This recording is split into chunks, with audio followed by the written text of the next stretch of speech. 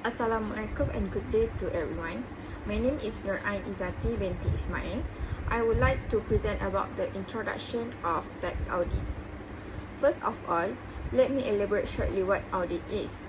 Audit is the examination of the financial report of an organization as presented in the annual report by someone independent of that organization.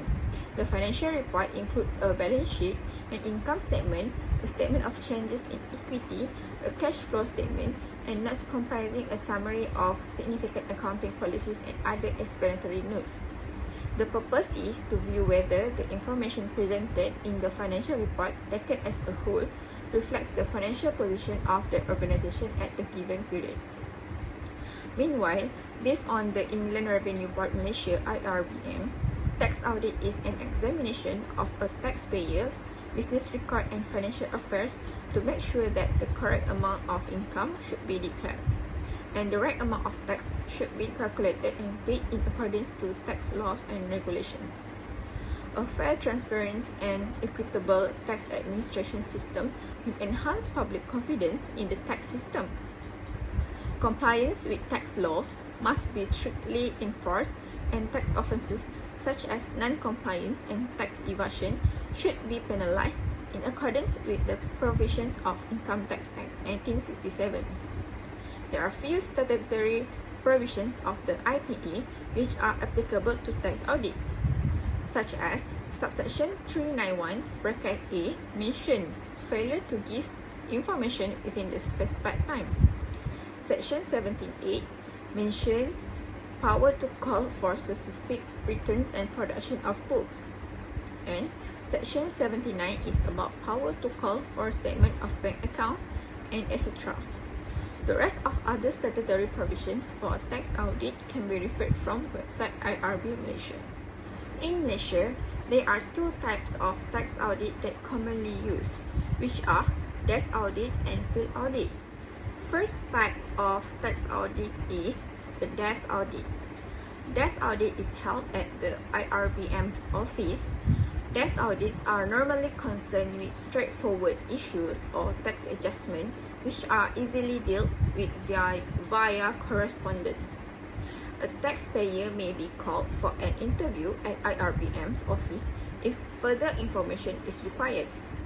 Generally, a desk audit involves checking all information on income and expenses, as well as various types of claims made by a taxpayer in his income tax return. Specific desk audit cases can be referred for field audit action. Under such circumstances, the taxpayer will be informed through a field audit and notification letter as part of the normal process of commencing the field audit. The second type of tax audit is field audit. Field audit is one that takes place at a taxpayer's premises. It involves the examination of taxpayers' business records.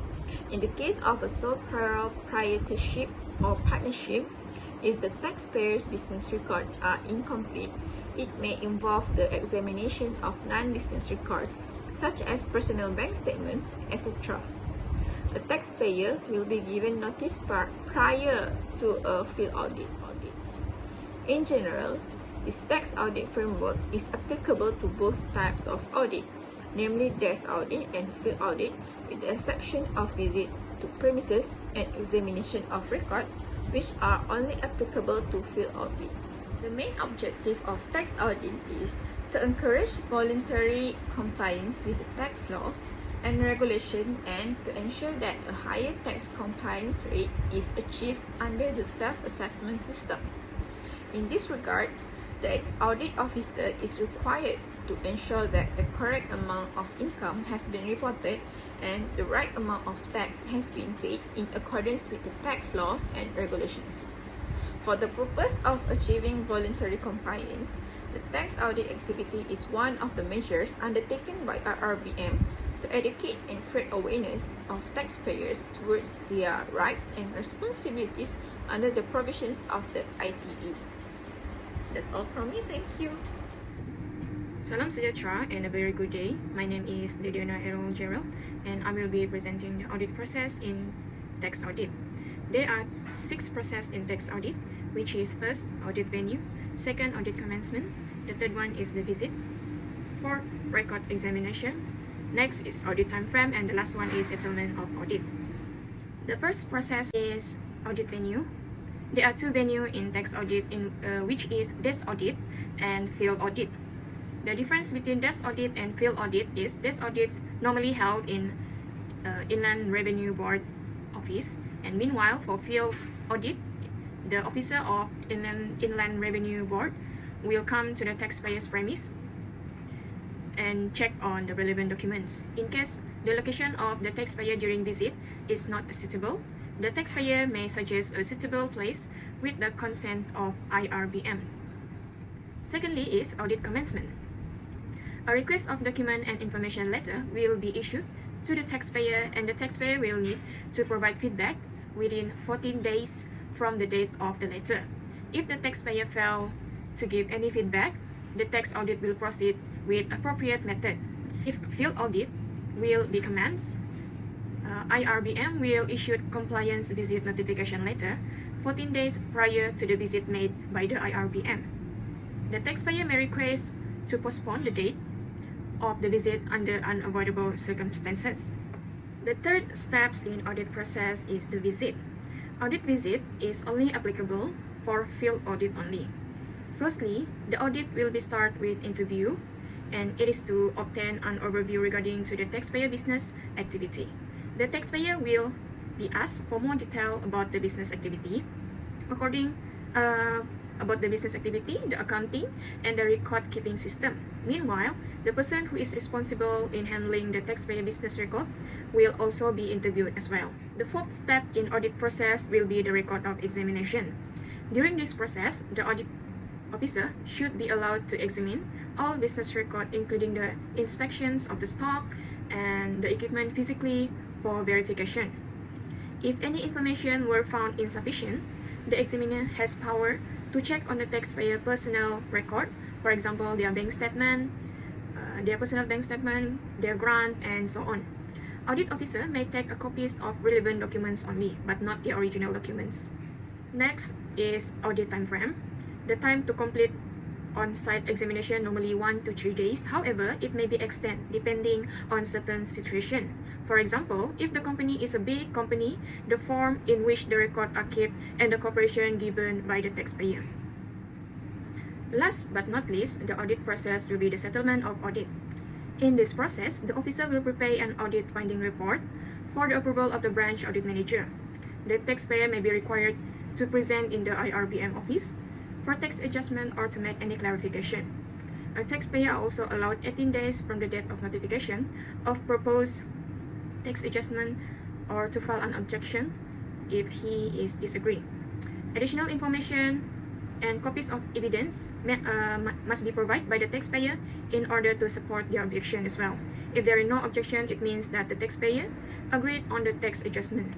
Most of the case, there might be an objection where the notice of assessment with appropriate penalty might be imposed under subsection 113 2 or paragraph 44b in the bracket 6 in the bracket b, or subsection 112 in the bracket 3 of the Income Tax Act. Assalamualaikum warahmatullahi wabarakatuh, and good morning. My name is Noraimi Fahmi. Today, I will be sharing the topics about the selection criteria for tax audits. Okay, we should know that there are few factor or point that need to be highlighted under the tax audit selection criteria. The first criteria is related to the location. The second criteria will be cover about specific industry. The third is continuous tax development. The fourth is a third-party information. The fifth is a risk analysis. And the last one is the taxpayer previous record of return. Okay, next we will discuss the first criteria is about the location. As we know, major cities like KL, Penang, Johor Bahru, and Melaka have significantly higher odds of having business chosen for a tax audit than other locations. This is a result of the large number of listed business and a strong economy there. Second criteria is about specific industry. As we know, specialized industries such as real estate development, construction, healthcare, taxi service, palm oil plantations, telecommunication, and information technologies are chosen for a tax audit due to their dynamic developments, weakness, and plenty of unsolved and controversial problems. The third criteria is continuous tax development. As subjective approach between taxpayer, the IRB and the court involved, the most challenging tax issue is about the transfer pricings, withholding tax, interest restrictions, reimbursement allowance, and Section 4A under rental incomes. This may a given attention for a tax audit. Next, will be discussed the fourth criteria under selection tax audits is about third-party information. If there is a reasonable possibility that a certain taxpayer may have overlooked business or rental income after examining the revenue expenses that the other related taxpayer have claimed, the IRB might start a tax audit against that taxpayer. The fifth criteria is about the risk analysis. As we know that, with the support of information technology, IRB compiles statistics on the average turnover and gross profit of all industry. From that, risk analysis will be performed to identify the organization that differs significantly from this average. The last criteria is about taxpayer previous record of the return. A taxpayer is a greater probability to be chosen for a tax audit if they have a tendency to filing their returns either late or not at all. Assalamualaikum. My name is Muhammad Shahril and I will be presenting about assessments and penalties. And we will take a look at the penalties for these charges for understatement of tax, provision of reasonable facilities and assistance, and lastly, keeping of records. Firstly, for the understatement of tax, if it is discovered after the audit commencement that there has been an understatement or omission of income, the company will be charged under subsection 1132 or paragraph 44B subsection 6B. The penalty rate equal to the amount of the tax undercharged. However, the Director General of Inland Revenue in exercising his power may consider a penalty of 45% to be imposed for the first offence.